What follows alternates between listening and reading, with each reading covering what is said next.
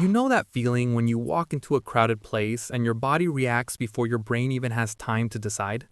The noise hits first, then the movement, people brushing past you, voices overlapping, random smells, lights, heat, and suddenly you feel tight, restless, irritated, or numb. You want to escape, even if nothing bad is happening.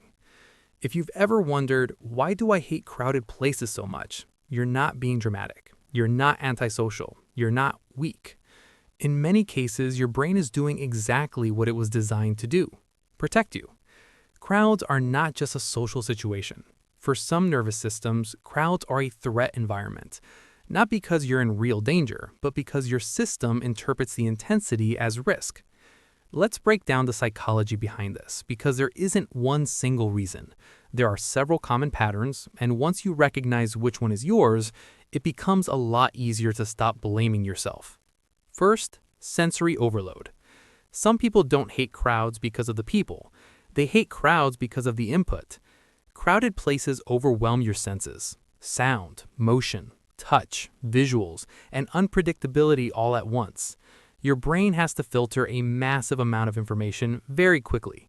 For highly sensitive people or people with naturally stronger sensory processing, this can be exhausting and even painful. Think of it like your mind has a volume knob that's stuck too high. What others experience as busy, you experience as too much. When this happens, your nervous system goes into protection mode. You may feel irritated, fatigued, anxious, or like you can't think straight. You might need quiet afterward to recover, not because you're introverted, but because your brain is literally depleted. Second, lack of control. Crowds are unpredictable. People move in random ways. You can't control who comes close, what they do, or how long you'll be stuck there. And the brain hates environments where it can't predict outcomes. For some people, crowds trigger a strong need for escape routes. You might find yourself scanning for exits, checking your phone, staying near the edge of the room, or feeling trapped in the middle. This isn't irrational. It's a survival instinct. When you don't feel like you can leave easily, your body starts preparing for threat. Faster heart rate, shallow breathing, muscle tension, heightened alertness. You might not even notice these signs until you feel the urge to run. Third, social evaluation. Some people hate crowds because crowds feel like being watched. Even if nobody's actually paying attention to you, crowded spaces can trigger the sense that you're visible, exposed, and judged. You become hyper-aware of yourself, how you walk, how you look, what you do with your hands, whether you're taking up space, whether you look awkward. This is especially common for people who grew up being criticized, compared, or embarrassed in public. Your brain learns that visibility equals danger. So crowds, which increase visibility, increase threat. And your response becomes avoidance. Not because you hate people, but because you hate the feeling of being evaluated. Fourth, hypervigilance from past experiences. If you've ever experienced a panic attack in a crowded place, your brain may associate crowds with fear permanently. This is classic conditioning. The brain pairs the environment with the sensation and says, never again. It can also happen if you've had experiences of being touched without consent, being trapped, being bullied, or feeling unsafe in public spaces. Sometimes people say, nothing bad ever happened to me, but their body still reacts. That doesn't mean they're lying or broken. It means their nervous system learned threat in a way that wasn't stored as a clear story. The body remembers patterns, not just events. Fifth, introversion versus social fatigue.